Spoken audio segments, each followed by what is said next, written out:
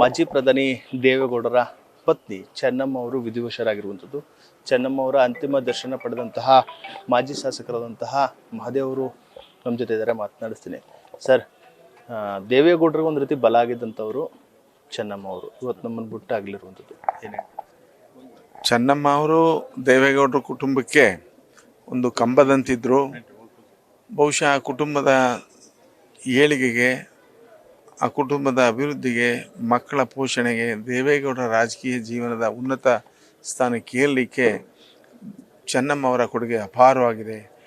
ಬಹುಶಃ ಈ ರಾಜ್ಯದ ಸಚಿವ ಸಂಪುಟದಲ್ಲಿ ಸಚಿವರಾಗಿ, ಮುಖ್ಯಮಂತ್ರಿಗಳಾಗಿ, ಪ್ರಧಾನಮಂತ್ರಿಯಾಗಿ ಹಂತ ಹಂತವಾಗಿ ದೇವೇಗೌಡರು ಏನು ಈ ರಾಷ್ಟ್ರದ ಪ್ರಧಾನಮಂತ್ರಿಗಳಾಗಿ ಆಡಳಿತವನ್ನು ಮಾಡಿದ್ರು, ಆ ಎಲ್ಲ ಶ್ರೇಯಸ್ಸಿಗೆ ಚೆನ್ನಮ್ಮನವರ ಸಂಪೂರ್ಣ ಸಹಕಾರ ಇದೆ ಅಂತಕ್ಕಂಥದ್ದನ್ನು ಪ್ರತಿಯೊಬ್ಬರೂ ಅರ್ಥ ಮಾಡ್ಕೊಂಡಿದ್ವಿ. ಯಾಕೆಂದರೆ ಆ ಕುಟುಂಬಕ್ಕೆ ನಾವು ಭಾಳ ಹತ್ತಿರವಾಗಿ ಆ ಕುಟುಂಬವನ್ನು ಚೆನ್ನಮ್ಮನವರು ರಾಜಕೀಯ ಕುಟುಂಬದಲ್ಲಿ ಇದ್ದಾಗ್ಯೂ ಸಹ ರಾಜಕೀಯಕ್ಕೆ ಹೆಚ್ಚು ಆದ್ಯತೆಯನ್ನು ಕೊಡದೆ ಕುಟುಂಬದ ನಿರ್ವಹಣೆಗೆ, ಗೌಡರ ರಾಜಕೀಯದ ಏಳಿಗೆಗೆ, ಮಕ್ಕಳ ರಾಜಕಾರಣದ ಏಳಿಗೆಗೆ ಶ್ರಮ ವಹಿಸಿದಂಥ ಆ ತಾಯಿ ಇವತ್ತು ಒಂದು ರೀತಿಯ ದೀಪ, ಪ್ರಜ್ವಲಿಸುವ ದೀಪ ಆ ಕುಟುಂಬಕ್ಕೆ ಇವತ್ತು ಕತ್ತಲಾಗಿದೆ.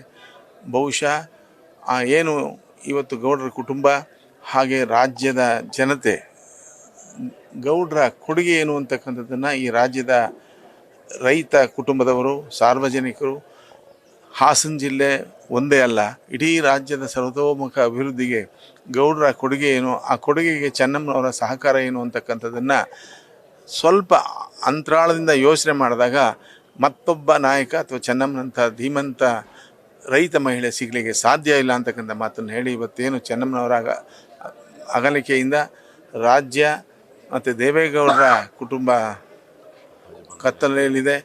ಈ ಸಂದರ್ಭದಲ್ಲಿ ಅವರಿಗೆ ಭಗವಂತ ಈ ಒಂದು ಸಾವಿನ ನೋವನ್ನು ಸಹಿಸ್ಕೊಳ್ತಕ್ಕಂಥ ಶಕ್ತಿಯನ್ನು ಕೊಡಲಿ. ಆ ತಾಯಿ ವೈಕುಂಠ ಕೈಲಾಸ ಸೇರಲಿ. ಮತ್ತೊಮ್ಮೆ ಈ ರಾಜ್ಯಕ್ಕೆ ತಾಯಿಯ ಹುಟ್ಟು ಬಂದು ದೇವೇಗೌಡರಂಥ ಅವರ ಸತಿಯಾಗಿ ಈ ರಾಜ್ಯದಲ್ಲಿ, ಈ ದೇಶದಲ್ಲಿ ಒಂದು ರಾಜಕೀಯ ಕುಟುಂಬಕ್ಕೆ ಆಶೀರ್ವದಿಸ್ತಕ್ಕಂಥ ಶಕ್ತಿಯನ್ನು ಆ ತಾಯಿ ಕೊಡಲಿ ಅಂತ ಹಾರೈಸ್ತೀನಿ.